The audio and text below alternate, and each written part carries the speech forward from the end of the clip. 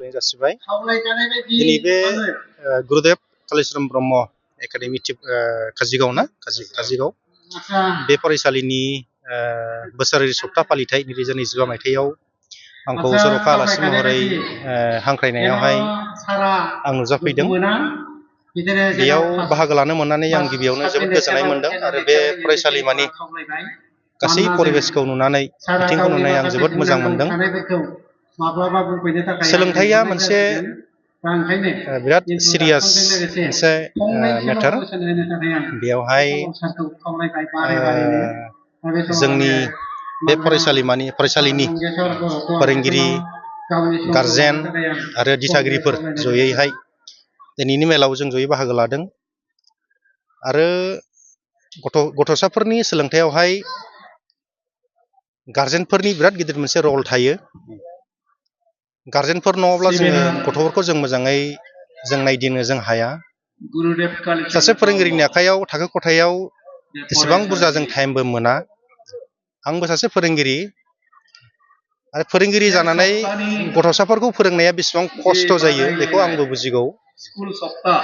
बेजों लोगोसे फोरोंगिरिजों लोगोसे जोङो जुदि गारजेनफोरा, गुबैयै आं गारजेनफोरखौनो स्ट्रेस खालामनायनि खोथाखौ बुंगोन, गारजेनफोरा जुदि गावनि गथ'साफोरखौ न'आवहाय मोजाङै जुदि जोथोन लानानै फरायसालिमायाव बा फरायसालियाव दैथायहरोब्ला फोरोंगिरिफोरनि फरा फोरोंनाया जोबोद गोरलै जायो। मानो होननानै बुङोब्ला बिथांनि फरायनाय, बिथांनि सोलोंनाय गासैबो सोनारो न'खरनि सोरबिथिंनि सायावहाय। न'खराव फरायनाय हुदा थायोब्लासो गथ'आ मोजां सोलोंथाइ लानो हायो। न'खराव जुदि फरायनाय हुदा गैयाब्ला फरायसालियावबो बिथाङा आरो फरिखायावबो बिथाङा मोजाङैहाय उथ्रिसारनो हानाय नङा। बेनिखायनो गासै गारजेन दा बिमा-बिफा बिथांमोनहा गावसिनि न'खरावहाय, गावबा गावनि न'खरावहाय गथ'फोरनि फरायनायनि हुदाखौ माबोरैहायबा जौगाहोनो हायो, बिनि थाखाय मोनसे सिरियासै मोनसे राहा लामा लानांगौ गावबा गावनि न'आवहाय, जाहाथे गावनि गथ'फोरा न'आवहाय मोजाङैनो फरायनायनि हुदाखौ सोमजिखांहोनो हायो। आजिखालिथ' माने कुनु पराशुना गैयाबा, कुनु डिग्री गैयाबा कुनु माने खामानियानो गैया। ओंखायनो जोंनि गारजेनफ्रा एसे गथ'फोरखौ फरायनायाव एसे एनकारेज खालामनांगौ। बेबायदि एनकारेज खालामबासो माने जोंनि बर' हारि हक, जाति बयबो माने आवगायनानै थांगोन बिसोर।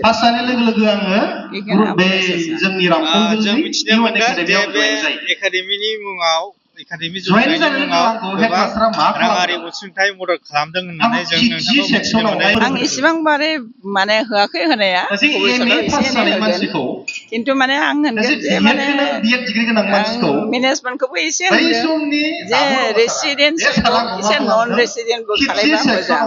जाय गथ'फ्रा जायहा फैसा गैया बिसोरो एसे बेहाय फैनानै फरायनो हागोन आरोखि। रेसिडेन्सियेलथ' एसे थाखाया बारा जायो, 3,500 सबनि माने कि नङा, एसे दुखिया गरिबफोरखौ एसे माने माबायाव नन रेसिडेन्सियेल खालायोबा मोजां जागोन बायदि नङो आं।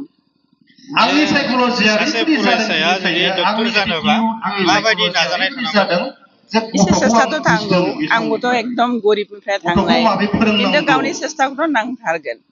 आजिखालिथ' बेखौनो बुङो जे आजिखालि जिमानै गरिब रिक्सावाला, थेलावाला, सबजिवाला बिसोरनि फिसाफ्राबो IAS अफिसार जायो।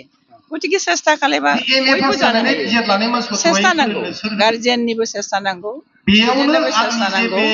बेबायदि जायोबा बयबो आवगायनानै थांनो हायो।